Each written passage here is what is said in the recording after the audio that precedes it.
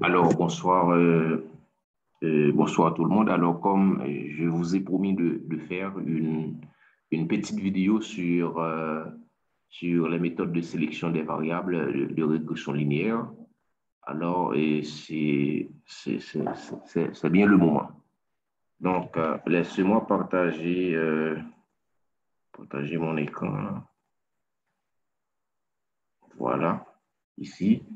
Voilà, donc pour la méthode de sélection des variables de régression linéaire multiple, donc il y a 5 méthodes: la méthode d'entrée, la méthode pas à pas, la méthode éliminer bloc, la méthode descendante.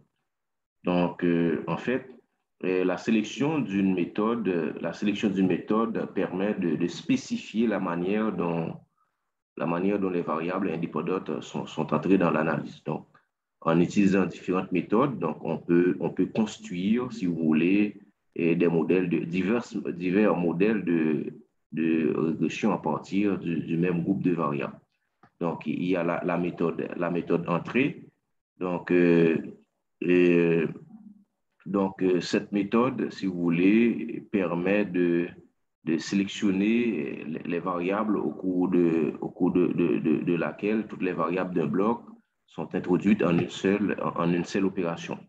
Maintenant, pour la méthode pas à pas, donc à chaque étape, le programme saisit la variable indépendante, exclut de l'équation ayant la plus petite probabilité de f, nous avons vu ça tout à l'heure, si cette probabilité est suffisamment faible. Maintenant, les variables qui sont déjà comprises dans l'équation de régression sont éliminées si leur probabilité de f devient trop grande. D'accord? Donc, le processus s'arrête lorsqu'aucune variable ne peut plus être introduite ou éliminée. Maintenant, éliminer bloc, eh bien, cette procédure de sélection de variables permet d'éliminer, si vous voulez, d'éliminer ou de supprimer les variables en une seule étape. Maintenant, méthode descendante, donc c'est une procédure de sélection de variables au cours de laquelle toutes les variables sont entrées dans l'équation puis éliminées une à une. Donc, la variable ayant la plus petite corrélation partielle avec la variable dépendante est la variable dont l'élimination est étudiée en premier. Donc, si elle répond aux critères d'élimination, elle est supprimée. Et une fois la première variable éliminée, donc l'élimination de la variable suivante restant dans l'équation est, si vous voulez, ayant le plus petit coefficient de corrélation partielle est étudié. Donc, la procédure prend fin quand, si vous voulez, plus aucune variable de l'équation ne satisfait aux critères de dimension. Maintenant, la méthode est ascendante, se base sur le même principe que la méthode descendante. Donc, au cours il y a les variables sont entrées de manière progressive l'un après l'autre et la procédure de sélection pas à pas de variables dans laquelle les variables sont introduites séquentiellement dans le modèle. Les variables sont introduites séquentiellement dans le modèle.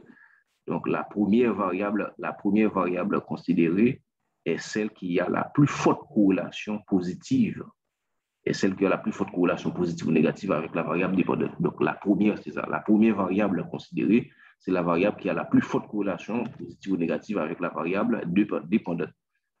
Maintenant, après, cette variable n'est pas introduite dans l'équation.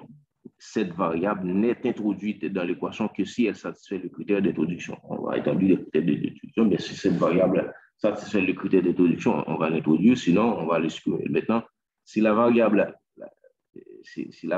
est introduite dans l'équation, maintenant la variable indépendante externe. Donc voilà en gros les différentes méthodes.